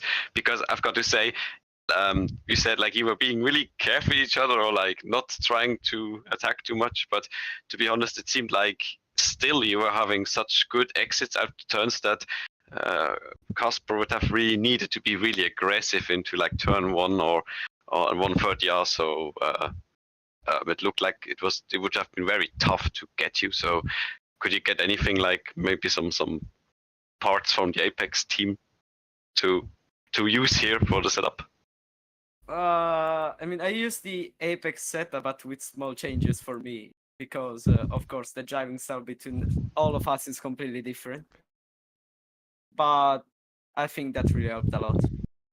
Really a lot. It did look like that you even Curtis behind it, you had some well, you looked very settled, very good balance, and no wonder you guys pulled away. But for me also, congrats for your win. Thanks. Can I say hello to a friend who's watching? Sure thing. Because I was supposed to say this like 3 races ago in Turkey, but I forgot. So hello, Stefano. Thank you for supporting me. I think that's all. That's nice. I'm sure Stefano appreciates that. But congratulations, Domenico Scarpella. Thanks. Scarpelli. Gotta say his name right. He's a winner in Academy. I should treat him with Scarpelli. more respect. Stupid traitor tongue. Letting me Grazie. down. But grazie ragazzi. So let's let Domenico enjoy his well-earned victory now. And who shall we interview next, David? Shall we go for Kurt Rotjov, second in race 1 and P8 in race 2? Sure. So we are now joined by Estonia's Kurt Rotjov, who is fresh off of his best finish in race 1 with second place and a very good recovery drive after a messy start to race 2, was able to get up to P8 in the end. So Kurt, obviously not such a fun time in race 2, but race 1, a brilliant start to get past Ben Skinner. And then it was, unfortunately, you were sort of on your own for pretty much the rest of the race. Yeah, I was feeling a bit alone in race 1 because Casper was quick. I already knew that before the race, and I wasn't really going to push to catch him. So I decided to keep my second place, and it's it's a dream come true that an Estonian 1-2 has come on Academy Series. But yeah, race 2, not such a great fun, but well, I was enjoying to hear that Domenico was crying for a win of Casper. So yeah, I was pretty enjoyed of that. Yeah. Could you tell us a little bit about what happened in race 2? Because it looked like you and Ben Skinner had an incident at turn 1 at one point, halfway through the race. Ben hit another driver in turn 1, went off the track to avoid him, but still he was on a gear, and he was just going into me still and spinning there. So getting a bit of left rear suspension damage, light blue, but I was still quick and I tried to make the positions back. So yeah. I didn't realize you'd had damage from that, so that's makes your recovery drive even more impressive to P8 there. And as you say, Estonian 1-2, the dream fulfilled in race 1, of course. Although I'm sure you would have loved to have been leading it rather than the second one of the two. But maybe that will happen one day. Who knows? Yeah, definitely. David, do you have any questions for Kurt before we let him go? I also noticed that in race 2 later he like nearly faced Moni Condon at the exit of the chicane, so probably was not so enjoyable there. But I'm gonna ask probably the same question again, especially for race 1. Is there anything that in your guest drive in FS2 you could take and you felt like you improved on it and could use it for this event? The setup, I kept it same. Everything worked perfectly, and I saw a really good opportunity for Suzuka. Of course, the setup making was a pure pain, but I managed to do it well. So yeah, I gotta say, I mean, it looks mean when you look at the gap to Casper at the front, but I'm sure you fought well, so you had very, very good race pace too. So congrats on your best results so far. thank you. Yeah, and thanks for coming to talk to us, Kurt. So enjoy your P2, and we'll see you next time out in 2 weeks at Road America, I guess. Let's see what happens. But future Indeed. brings. See I'm you. sure fortune favors the bold, my friend. So, so be Yeah. bold. Anyway, as we let Kurt leave the commentary box, I think we've got time for just 2 more, David. So, shall we do Aaron Curtis and Dylan McKenna? Okay. So we are now joined by Aaron Curtis, P11 in race 1, but in race 2 had an excellent run to P3, avoided all the chaos at the start to lead. Unfortunately, could not quite keep Domenico Scarpelli and Casper Kuritz behind him, but kept them very, very honest and was about only less than a second behind them as he crossed the finish line at the end. So Aaron, obviously difficult race 1, but ending the day very, very strong. I think there was a mistake late on in race 1 that put you a little bit higher up the reverse grid, luckily, in race 2. Yeah, I spun originally earlier in like mid-race in race 1, and I think that was what kind of set the catalyst for me being so far down, because I spun later on in race 1, like with 2 to go, I spun again. So I think despite that, I managed to overtake Caroline on the outside of 130 I think on the second to last lap, and I tried doing the same to Yuho as well on the final lap, but I couldn't get it done. But anyway, I'm pretty sure that did set me up very nicely for race 2.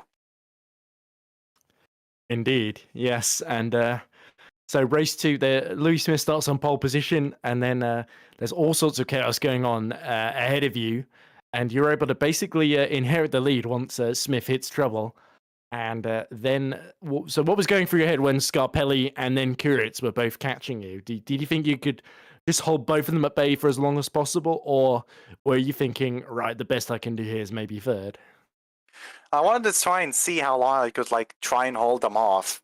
It was going to be a hard challenge to try to hold both of them off, but even when they both passed me, I was kind of surprised I was able to hold on to the 2-car train that they were producing. So I'm kind of surprised I held on to third and still be under half a second come the checker flag, but I'm pretty pleased with the result either way. I mean, it's third again in race 2. What else can I say? Oh yeah, of course you did it at Kyle Army as well, didn't you? Yeah, I did. Completely forgotten what happened 2 weeks ago after this. But yeah, wow. David, before we let Aaron go, have you got any questions for him? Gotta say, his starts really help him well in race 2 there, but maybe just slightly setup wise again. Were you setting a bit more towards maybe a bit more wing? Because I was maybe thinking with the dirty around this track and just maybe on the straight where mostly the people with low wings can still follow each other or still use it. Did you maybe use a bit more wing so you could keep up? Because they really, as you said, they didn't drop you from the train. So were you maybe using a slightly bit more downforce setup or a bit more on it? I think I was more so balanced, if I had to say. It was mid-range on the wing settings, if I had to say, but I don't think it was too much downforce either way, because I was able to keep up with them, but it was too much that I couldn't really keep up with them in the draft. They slowly pulled away from me, I noticed. So there's your answer for that. Yeah, but you still really made most of it, and still keeping up with them is a good achievement for you. And I'm hoping you can keep it going. Maybe another podium visit the upcoming round. So congrats again. Thank you, David. Yeah, and once again, Aaron putting on a fantastic show for us in both races, but especially race 2. So congrats on another podium, and I'm sure I think I did say in this broadcast it was your first podium, but actually it was your second. So I shouldn't take that first one away from you as well. It's a bit silly of me forgetting it, but congratulations, and you continue to impress us with your amazing defensive driving. Thank you, Edward. All right, so as we let Aaron Curtis leave, I think we've got time for just one more. Shall we go for Dylan McKenna then? So we're joined now by Dylan McKenna. Oh, sorry, Dylan. I think grabbed you mid-conversation there. But of course, P8 in race 1, which was a very, very... I think you nearly got... I forgot who it was, but you nearly got them at the final chicane, but had to settle for P8. And then you went 2 better in race 2 to P6. So overall, a very, very good day for you, especially after we were talking about your performances in Kyle Army being somewhat promising, and you've really delivered on it today. I mean, I did say last week I would perform well around here because it's one of my favorite circuits, and I did perform. Like a lot of people have it as their favorite, though. It's the problem. Yeah. It's a good track. You can't really argue with that. But I feel not at all. it's definitely the best combined race result that I've had. The qualifying was definitely not where I wanted to be. It was P14, I think it was. My quality pace today has just not been on, but in the race it's been smooth sailing, I'd say. Yeah, you made some good moves. We saw quite a few of them in race 1 because we were focused a little bit further down the field. And I think you nearly got Berg at the end. That was the one I was thinking of as well. So could you talk us through it? Because we saw the very, very tail end of that with you just having to back out at the Casio Triangle. I mean, in fairness, we were actually kind of working together a little bit to try to pull away from the guys behind, and we did do that, and we finished P7, P8, so we can't complain about that. And then race 2, the typical chaos going on ahead of you, and you just picked your way through, didn't you? It was a lot of chaos going on around me, a lot of incidents around. I may have caused a couple of accidents, but there's nothing really I can do about that because one of them was You're not the only one who can say that today. But I did what I wanted to do, just keep the guys behind, so it's definitely one of my best results regarding race 2 and race 1. You stayed ahead of Berg that time, crucially, although I think Sandak made a mistake late on, so he came out just ahead of you by a couple of seconds, didn't he? Yeah, I was thinking of going for a move into the chicane, but I'd rather come home in P6 cleanly, or rather than ending up further down the grid in an accident. Absolutely. So it's great to see you get 2 top 8 results, Dylan, and let's hope you can build on that at the next round in Road America in 2 weeks' time. The hope of a track that I don't know well, but it's a new experience for me, so... Hey, as soon as you get a good result, you tend to love a track. Yeah, it's a good point, I suppose.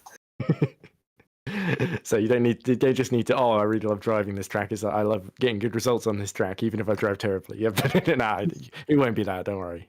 If you drive terribly, you don't tend to do too well in Academy. But anyway, thanks for coming to talk to us, Dylan. Any questions, David, before we let Dylan go?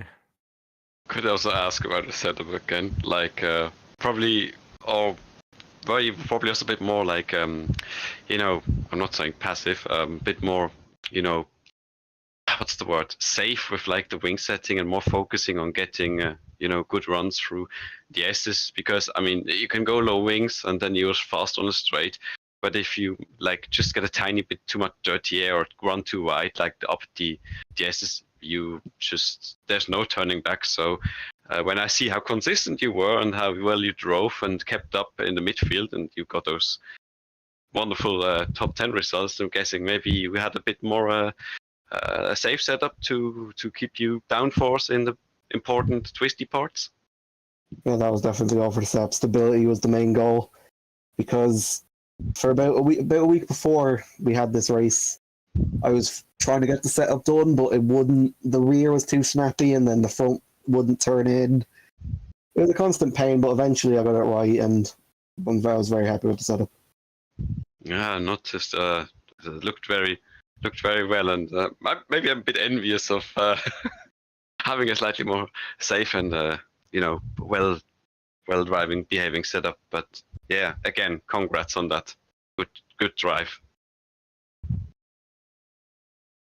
And thanks for coming to talk to us, Dylan. So I think we'll let you go, and we'll see you in Road America in a few weeks' time. Oh, thank you. Right, so I think we've probably interviewed enough. I think, unfortunately, Jake Johnson might have to wait for another time. I don't think Jake did especially... he did okay in race 1, actually, wasn't he, in the top 10? So I won't write off his performances entirely, but... I think it was like 6th or 7th, somewhere around there. He was. He did. He was running quite high up for a little bit in race 2 as well, but unfortunately, I think we just haven't really got the time at the moment because we've done about 5 or 6 drivers now, so we might have to talk to him next time just to redress the balance a bit, even if he does terribly in Road America. But anyway, I hope I haven't put the curse on him now, but unintentionally. But anyway, David, exciting pair of races. Race 1, a lot of the action was really fourth downwards, wasn't it, in the top 15? And then race 2, all sorts of carnage and chaos, and best results for Scarpelli and Harvig as well. We didn't talk too much. It's a shame we couldn't talk to Caroline Harvig, because I'm sure I would have loved to hear what she had to say about race 2 there. No, that's a shame. Would have been nice, but maybe not taking away the chance. Maybe not having a microphone ready, but some might I be should a bit probably more buy her a reserved. microphone. She is Oh. one of our drivers. So. But yes, some might be maybe a bit more shy. That's okay. To talk. Because they're talking on track, that's fine. Yeah, but it's just thinking ahead. Like we're just thinking about next track. It will be even more interesting because these cars at Road America with the bumpy surface, the carousel. It's gonna be so interesting to watch how the cars will behave there, and how the drives will be dealing with right side and such, and Canada corner and the fast king before it. This will be very special, and a bit of a unfamiliar sight to see them battle it out there. And like even the whole track is a really interesting, really I was going to say glorious, but I was just say Nikon from American old times. So I'm really gonna look forward to that as well. Absolutely. So from one roller coaster at Suzuka to another at Road America, as it were. So with the carousel and with that massive sort of uphill part on the run just before the start-finish line out the final corner. So it'd be great to see. Let's hope we don't see too many cars lifting without a front wing over that ramp, essentially. But anyway, I think as we draw to a close the broadcast, congratulations once more to Kasper Kuritz and Domenico Scarpelli finally breaking his duck in spectacular fashion with that brilliant defensive drive at the end there. So we look forward to Road America in 2 weeks' time. For the rest of the week, tomorrow, we have got super lights action for you with Toby Davis and Alex Folkes, of course.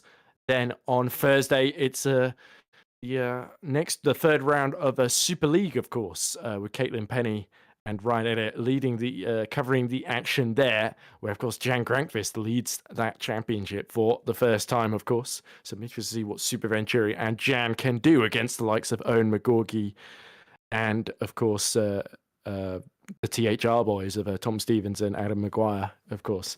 So thank you very much for watching. Thank you very much to you, David, for joining me in commentary. And thanks to Joshua and Remco, of course, in the background, helping with the broadcast direction, doing a superb job as well. We'll see you again for Academy in 2 weeks' time. But we hope you enjoyed all the action today in the land of the rising sun.